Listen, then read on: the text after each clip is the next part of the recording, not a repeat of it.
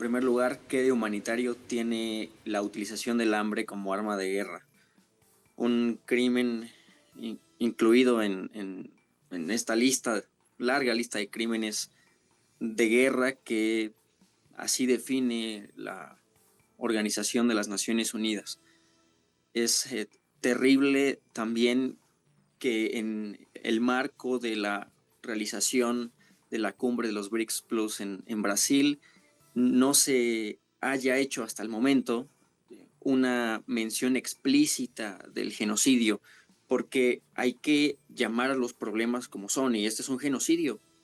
El que los BRICS asuman o quieran asumir un papel protagónico a nivel mundial va de la mano de hablar en voz alta, utilizar los conceptos adecuados para referirse a los problemas en esta coyuntura del sistema mundial.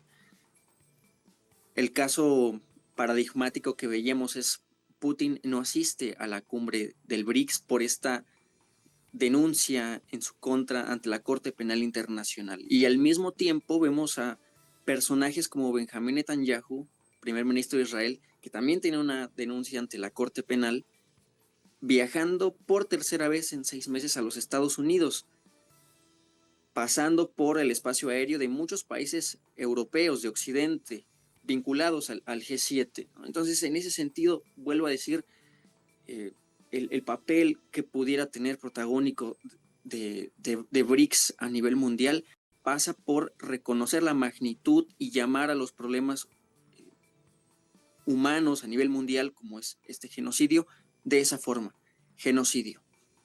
Y de comenzar a tomar medidas más que solo pronunciarse a través de las palabras.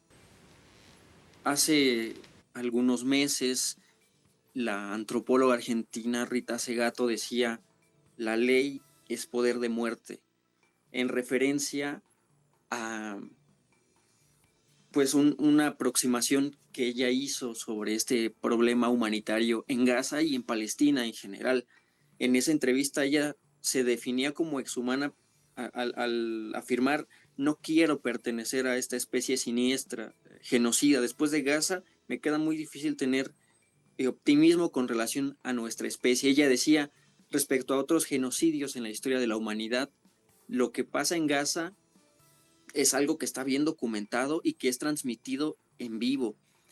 Entonces es decepcionante el posicionamiento del mundo, de la comunidad internacional.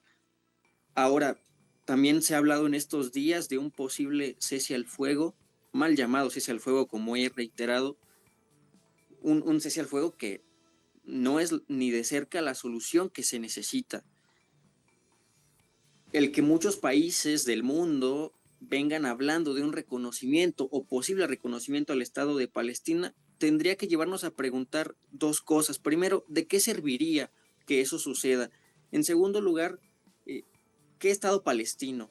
Podemos decir muy brevemente que estas manifestaciones, entre comillas, buscan dar la idea, la imagen ante el mundo de que se está haciendo algo, cuando en realidad no se está haciendo nada al respecto. ¿Y sobre qué Estado palestino?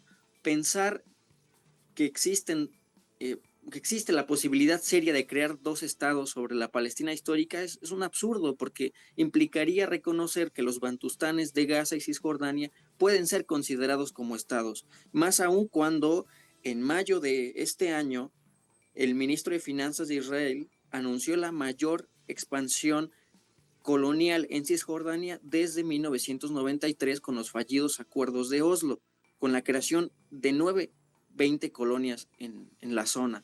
Así que en ese sentido, lo que se necesita es pensar en la descolonización de Gaza, de Cisjordania, de la Palestina histórica en general. Es la única solución justa, viable y humana para todo este problema llamado Israel y que está generando tanta mortandad y tanta catástrofe en esa parte del mundo y a nivel internacional también. La situación también que marca todo esto que observamos en Palestina, en Gaza, es la caída del orden internacional establecido con el final de la Segunda Guerra Mundial hace 80 años. Francesca Albanese, la enviada de Naciones Unidas en Medio Oriente y en Palestina, para ser específicos, decía que la Carta de Derechos Humanos ha recibido el último clavo en su ataúd con todo lo que vemos en Gaza.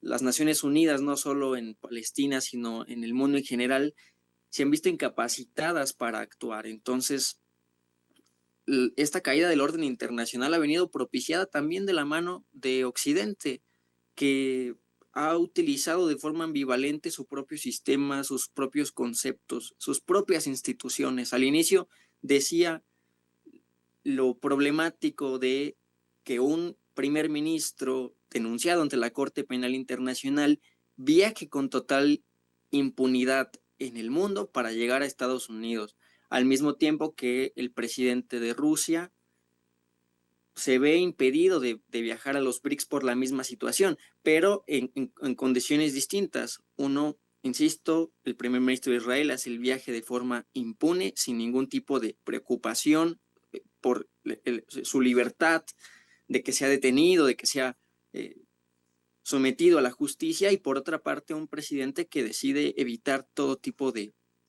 traslado al respecto. Entonces, en ese sentido, pues, lo que pasa en Palestina es reflejo de la caída de este sistema internacional, de la necesidad de pensar en nuevas instituciones que den solvencia a este tipo de problemas humanos.